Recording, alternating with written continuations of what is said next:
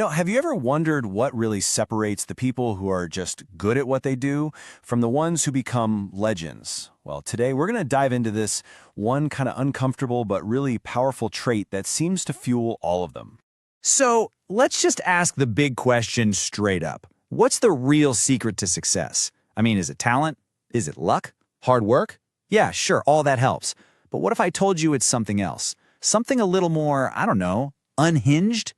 Yep, madness. A certain kind of pogglepun, a stubborn obsession that pushes people way, way beyond what seems logical or comfortable. And to really get what this looks like, let's check out some real-life examples.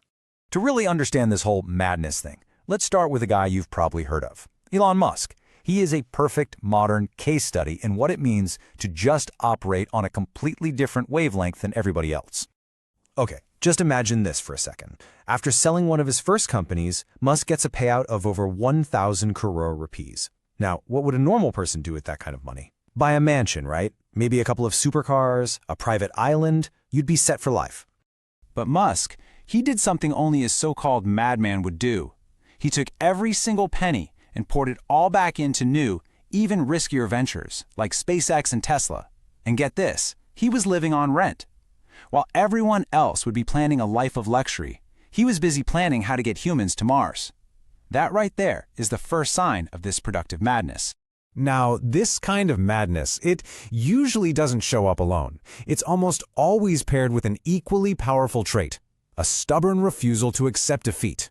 The Hindi word for it is Zid, and honestly, there is no better example of this than the legendary actor Amitabh Bachchan.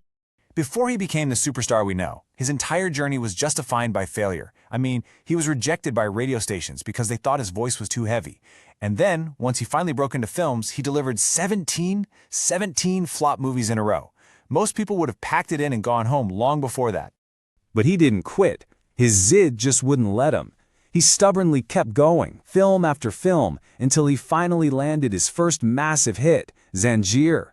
His persistence was so intense, it's like success just got tired of fighting and had no choice but to give in to him.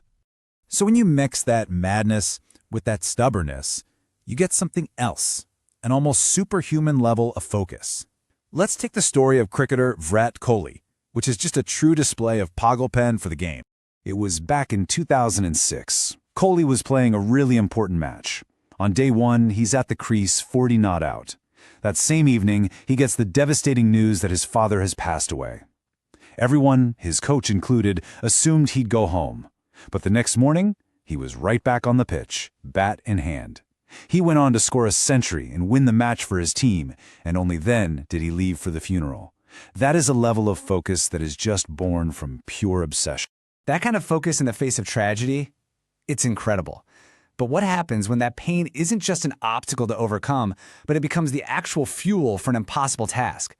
The story of Dasharath Manji is maybe the most powerful example of how tragedy can be channeled into a history-making obsession. Manji's wife became very ill and needed a doctor fast, but the nearest hospital was on the other side of a huge mountain. The long, winding journey around it took too long. They arrived too late, and she passed away. In his grief and rage, Manji made a promise to himself and to her.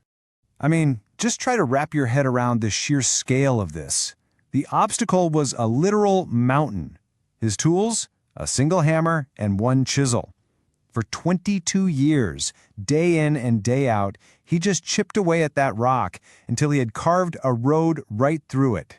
A single man who moved a mountain, all fueled by love and anger. If that isn't a powerful, world-changing kind of madness, I don't know what is.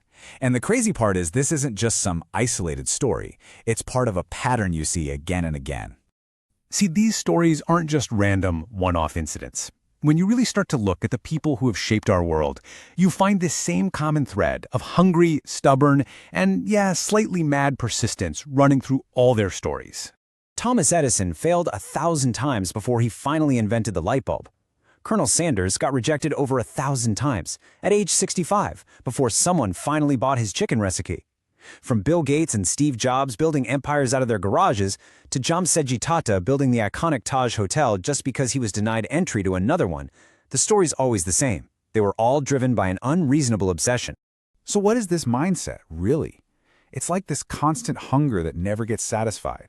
These people are never content. For them, failure isn't a stop sign. It's just a challenge. Their madness, their stubbornness, it forces them to try just one more time, and then one more time after that, until the world finally bends to their will. This really brings us to a fundamental choice, doesn't it?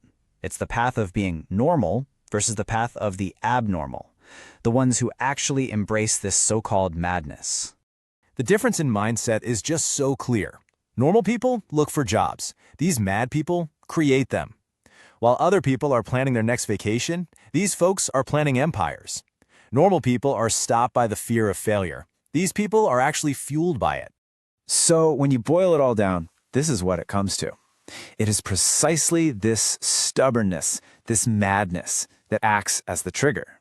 It transforms an ordinary person into someone extraordinary. Someone who can do things that most of us are afraid to even dream about. Which leaves us with one final, very personal question. Normal people, they live and die in the crowd. The abnormal ones are the ones who make history. So when you look at your own goals, your own ambitions, which path are you going to choose?